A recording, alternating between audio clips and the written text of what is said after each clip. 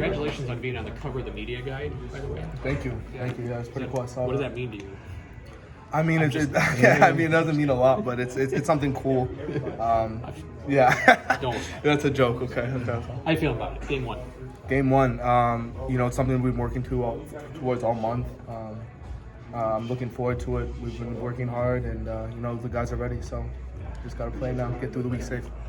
Chase, it's been a long time since an Illinois running back had 2 consecutive 1,000-yard seasons. There's only 2 that have done it.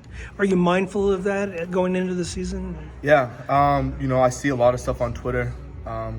Totally aware of what I did last year, and it's just something to build off of. But what I'm focused on right now is how we can go into the season as the best team possible. Because I know as long as we play good football, good complementary football, week in, week out, I'm gonna get my yards. I'm gonna get the touches. It's all about getting wins and taking it 1 week at a time, focusing on the moment. Do you like the idea of maybe being involved more in the passing game? Coach Lundy said running backs and passing game might match up pretty well this year. I mean, it's exciting. It's something I worked on all summer.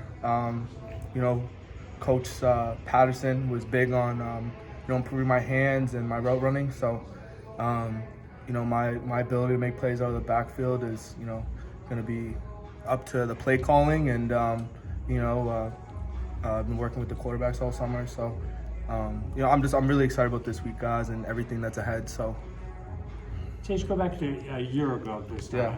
How were you a little banged up at that point going to? You know what? My mindset 1 year ago was a lot different. I dove for a pass and kind of banged myself up a little bit, like you said. That was a struggle mentally. But where I'm at right now and how I'm feeling, and where the team is, I'm extremely excited. So you didn't get many carries early in the year because you're hurt. When you kind of broke through, how did that feel? And does it propel you a little bit this year? Yeah. You know what? The fact that I'm able to roll week 1 and I feel the way I do. I feel amazing. But it's just gonna be give me more leverage going into the season. A better feel early on, better feel for the offense. Because games are way different. The tempo, the way people play. It's so much different when you're in a highly competitive environment, especially against a team that you're trying to beat. And so just right now I'm just thinking about how we're gonna beat Wyoming, taking it one practice at a time. We had a really good practice day. It's hot out, but as hot it is. We're just taking one play at a time. We're working on. If Coach Illini called in you 30 times, take the ball 30 times Saturday, would that be great, fine, or you want more or less? So tell me how that would be. I'm taking that every time. I'm gonna, Okay.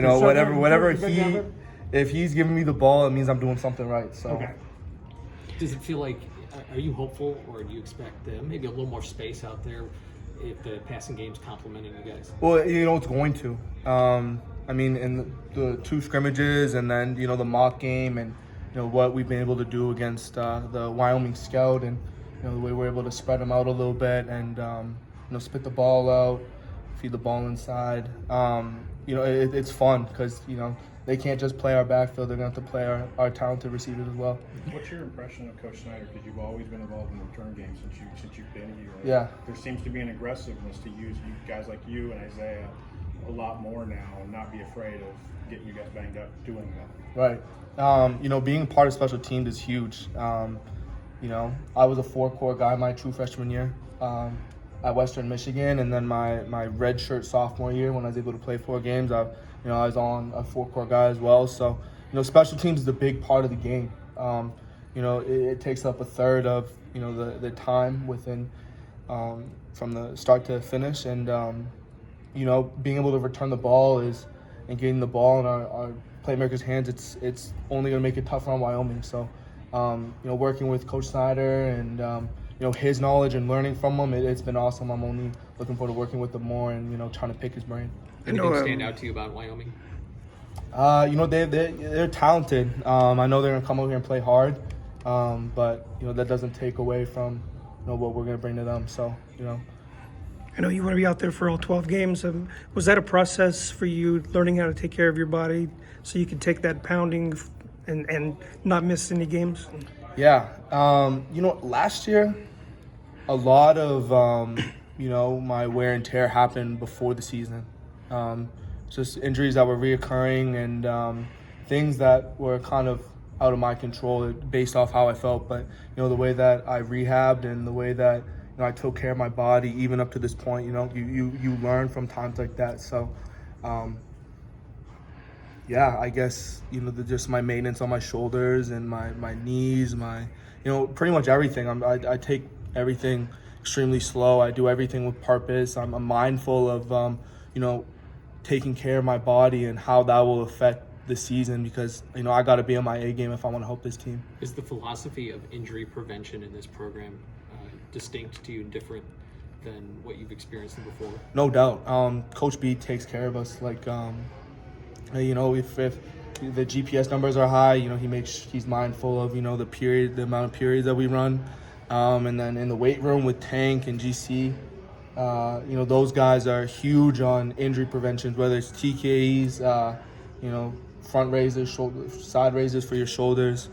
And they're mindful that that they're talking about that in the meetings upstairs, that they want us to be able to go as fast as we can for as long as we can throughout the season because that's important for outcomes in football games. What can we expect from Josh McRae this year?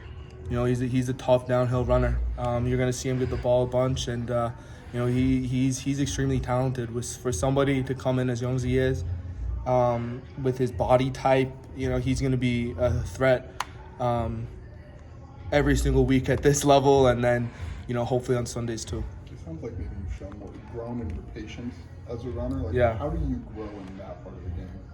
Well, you know what? That's from watching film, and when you get reps, you got to be mindful of the tempo that you have while you're running the ball.